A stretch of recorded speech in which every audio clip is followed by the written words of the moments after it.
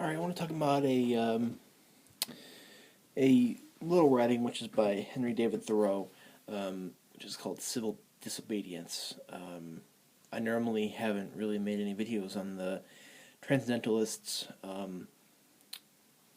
like Walt Whitman, of course Thoreau and Emerson. I haven't really made many videos about them, but I'm going to start here, and hopefully I will do more following this. So, as you might know, with the title Civil Disobedience, we're talking about what man should do, or how a man should react when his rights are being infringed upon, or his liberties are not being recognized. First, we have the government is that which governs least. The best government, according to Thoreau, is one that governs least or not at all. According to Thoreau, a government that is big is one that is not nearly as good as one that governs least or not at all. The government is the mode by which people use to execute their will. And that's in that institution we have power, we have money, and we have many other things in there. Now, there's a book called Homo Sacer, which is by Giorgio Agamben, which I made a video about recently, and he discusses what is called the paradox of sovereignty, and what that is that people want to create law and create order among the society. They want to execute some or a lot of their wills, and create order or a certain phenomena among the society or among the people. And according to Agamben, the paradox is that on the one hand, they are that which is on the inside of the government, and yet they are on the outside of it. And they have a say in that they do affect what goes on in government. However, at the same time, they are excluded from that because of those that they elect to represent them and to carry out their will. In a way, can be conflict towards doing something else. And I guess I explained it better in that video, which I made a little bit, maybe a month ago or so. But the whole thing is that with Agamben, the people are sovereign, and they are sovereign, and that they have the liberties to, they have the ability to execute what they want, but only to an extent. They are also excluded because the government is such a mechanism that has its own will also, and carries out its own will, excluding the will of the people. So it's kind of a two-way street. It's a paradox of becoming, according to that's what Deleuze would say. So I guess I'm trying to liken Thoreau to him is that the government can be a useful tool for the people, in that people can be sovereign. While on the other hand, the government can get out of hand and exclude the people. And according to Thoreau, the government is a mode by which people are used to execute their will. But it's also the mode in which it's also something that gets abused. The power of the government gets abused. Government gets corrupted and perverted. The men use government for their own advantages, to further their own ends rather than the end of everybody, of the common good. Men impose on, and yet are imposed upon. So, I guess when I read this, I've read it 2 years ago, but then I just reread it recently to make this video, and I'm seeing parallels between Thoreau and a government. Men impose on. They try to impose their will on others when that is the real thing that should be happening, because the sovereign people try to impose their will on the whole thing because that's what the common good is. While they are imposed upon because of the mechanism or the phenomena that government is. Thoreau asks in this writing or this letter for a better government. So that we should be men first and subjects afterward. A man is not a subject primary. To be a subject primary is to not really be sovereign and to go along with whatever kind of corrupt, tyrannical government comes along. So we have the right versus the law, and that's kind of a paradox there too, and that kind of made me think of Agamben as well, because the law can become something different from the right. The corporation itself has no conscience, and with conscience there's conscientious men. We have a conscious corporation, so that's kind of the issue. Like, is a corporation a large group of people? Is it conscientious? Is it a conscious thing? And there's the issue of slavery as well that he is kind of speaking out against. And then he goes on to discuss what is a revolution. The right, that we all do have the right to revolution, that we all have the right to refuse allegiance to any given government. The right to resist.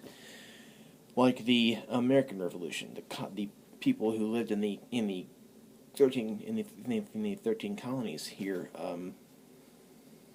they didn't like the taxes that were being infringed upon them.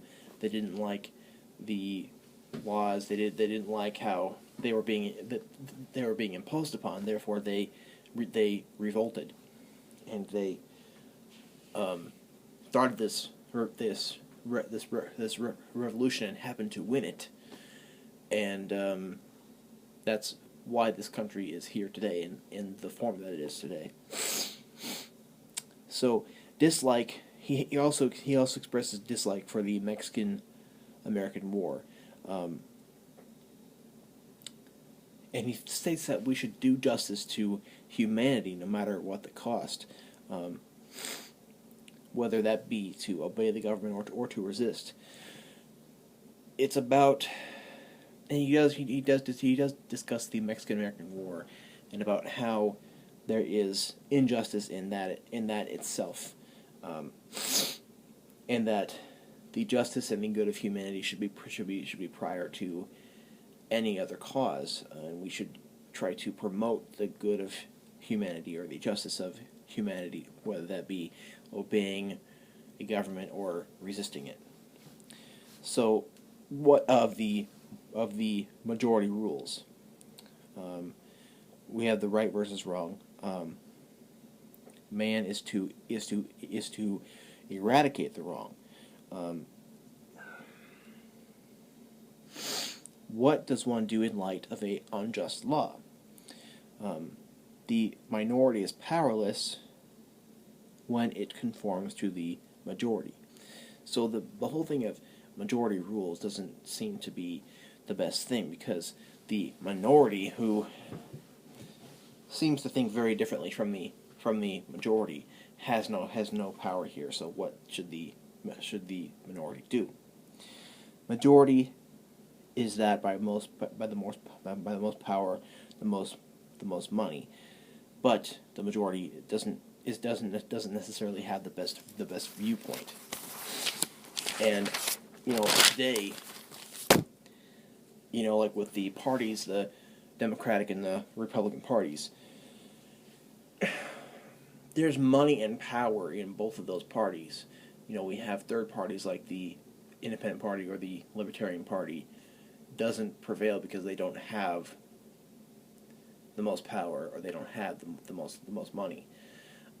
While in many cases, some of those third parties might have the best viewpoint, the best moderate viewpoint, but nobody cares because the Republicans and the Democrats have the most money and the most power. Therefore, it is between those two parties as to who gets what seat in Congress or the Senate, or who becomes president. And we have a difficulty in this country even today that money and power is what is recognized. The best viewpoint and the concern for the common good is not what is of the most highest concern here.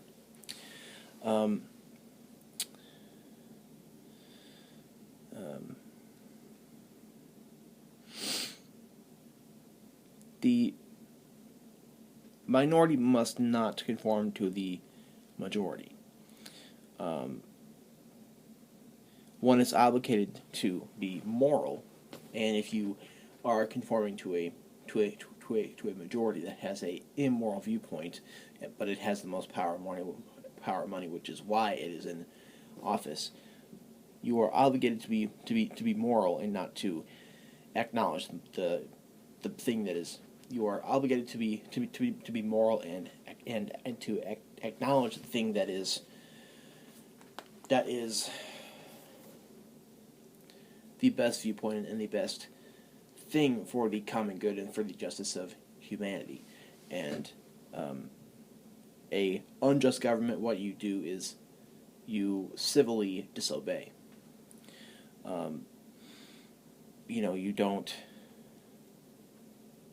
You don't start doing immoral, violent things to make up for certain immoral things that you're seeing. You civilly disobey. You civilly revolt.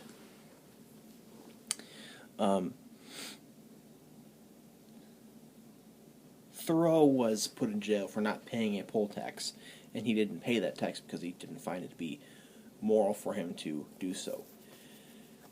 And personally, I think that we should have more people like Thoreau in this country today, because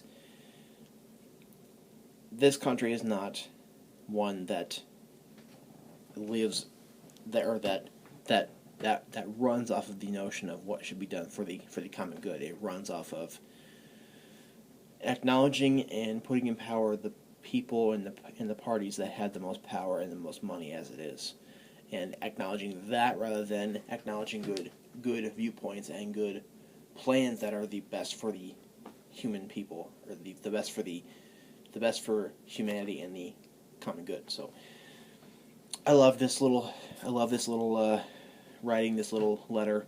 It has many things in it that he was concerned with, which was in the middle of the 19th century.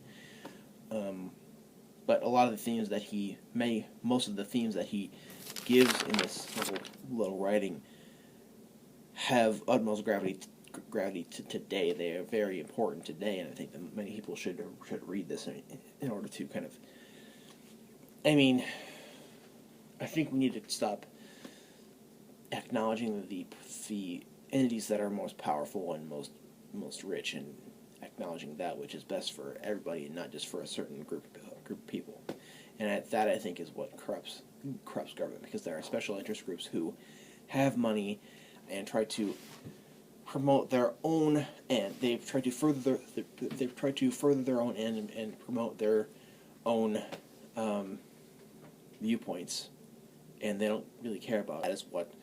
That is why there's issues in this country, and there really always will be for that, because people care more about themselves than they do anybody else. So if you think I left something out or mess something up, comment below. Let me know.